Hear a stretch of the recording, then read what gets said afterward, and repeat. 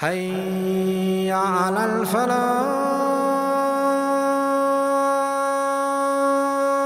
Allah subhanahu wa ta'ala speaks to us in a hadith known as Hadith Qudsi, where Rasulullah sallallahu alayhi wa sallam says, قال الله تبارك وتعالى.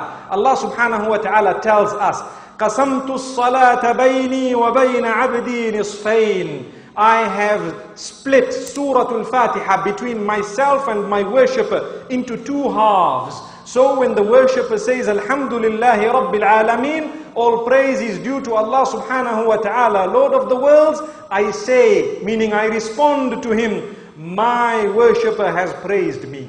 So every time we say, Alhamdulillahi Rabbil Alameen, we should know that that Rabbul Alameen is responding that. He loves it when we say that. We should increase that particular statement and all these statements of the adhkar and the remembrance of Allah subhanahu wa ta'ala. Then if a worshipper says Ar-Rahman Ar-Rahim, Allah subhanahu wa ta'ala says, my worshipper has glorified me. And when he says Maliki Yawmiddin, he says, Allah subhanahu wa ta'ala responds, my worshipper has exalted me. And then when he says, إِيَّاكَ نَعْبُدُ وَإِيَّاكَ نَسْتَعِينُ, you alone we worship, you alone we seek help from. Then Allah subhanahu wa ta'ala says, that is between me and my worshipper, and for my worshipper is whatever he asks thereafter. The first dua we make in the Quran, اهدنا الصراط المستقيم, guide us to the straight path. May Allah soften our hearts, and may Allah make us all on the straight path, and may He keep us on that straight path. Then let me move on to Surah Al-Baqarah. Allah subhanahu wa ta'ala in the opening verses of Surah Al-Baqarah speaks of the authenticity of this Quran. Why? Because as soon as you open that Quran, the first thing one needs to be convinced about is the authenticity of that book. When you open the previous scriptures that we find today, automatically we find differences and discrepancies in the scriptures. So the authenticity is questioned, and that automatically drops the value of the book. When it comes to the Quran, Allah says, ذَلِكَ الْكِتَابُ لَا رَيْبَ فِيهِ. There is no doubt in that book. No doubt there is guidance in it for those who believe. Let us be from amongst those who believe. And let us not just pay lip service to that, because Allah subhanahu wa ta'ala describes several categories of people. The first are those who believe. As He says, if you believe in Allah, then the Quran will be a form of guidance for you. But if you do not believe in Allah subhanahu wa ta'ala, that Quran will not even touch your hearts. Allah speaks in the same surah, ثُمَّ قَسَتْ قُلُوبُكُم مِّن بَعْدِ ذَلِكَ فَهِيَ كَالْحِجَارَةِ أَوْ أَشَدُّ قَسْوَةً. Allah speaks of some of the hearts, and He says some of the hearts become so solid that they become hard. They don't tremble and tremor with the fear of Allah subhanahu wa ta'ala. No matter what you utter to certain hearts, it doesn't tickle the hearts, because those hearts have become hard. Allah says they are harder than rock. Some rocks, they will explode, and some rocks, you will find that water will gush out of them. But some of the hearts are even harder than that. May Allah soften our hearts. Every single one of us needs to ask himself or herself the question, am I from amongst those whose hearts have been hardened? Because if our hearts have been hardened, then we are wasting our time reading the Quran. We are wasting our time when Allah tells us something and we deny it, or we don't want it, or we don't like it. Then obviously we need to first deal with our own iman. Allah subhanahu wa ta'ala speaks of the mu'mineen, and He says those are the ones who will achieve goodness and guidance from the Quran. Then Allah subhanahu wa ta'ala speaks of the kuffar. إِنَّ الَّذِينَ كَفَرُوا سَوَاءٌ عَلَيْهِمْ أَأَنذَرْتَهُمْ أَمْ لَمْ تُنذِرْهُمْ لَا يُؤْمِنُونَ. The kuffar are those whom, whether you warn them or you don't warn them, it's all the same for them. May Allah not make us that. Who are the kuffar? Two types of kuffar. One are disbelievers, from amongst those who do not even claim to be mu'mineen and muslimeen and submitters and believers. And the other, those who might be believers, but they are so ungrateful. A person who has no form of gratitude in him for his own creator is also known as a kafir, because Allah subhanahu wa ta'ala speaks about it in the Quran. He uses the term kufr. for the one who does not acknowledge the gifts of Allah subhanahu wa ta'ala. It's not enough to just say, I thank you, O Allah, by tongue. Yes, that is part and parcel of it.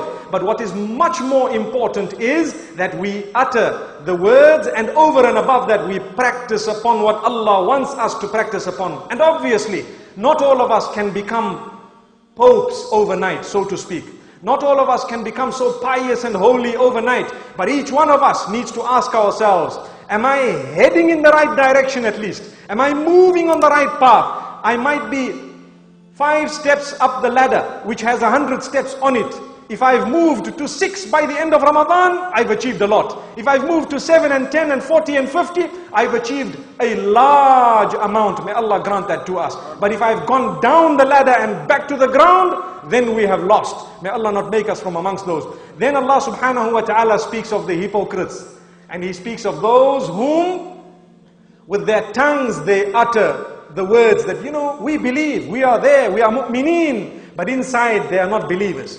And sometimes people utter by tongue, but they do not practice. So there are 2 types of that nifaq. Nifaq i'tiqadi and nifaq amali. That nifaq where a person is not a Muslim, but he pretends or she pretends that he or she is a Muslim.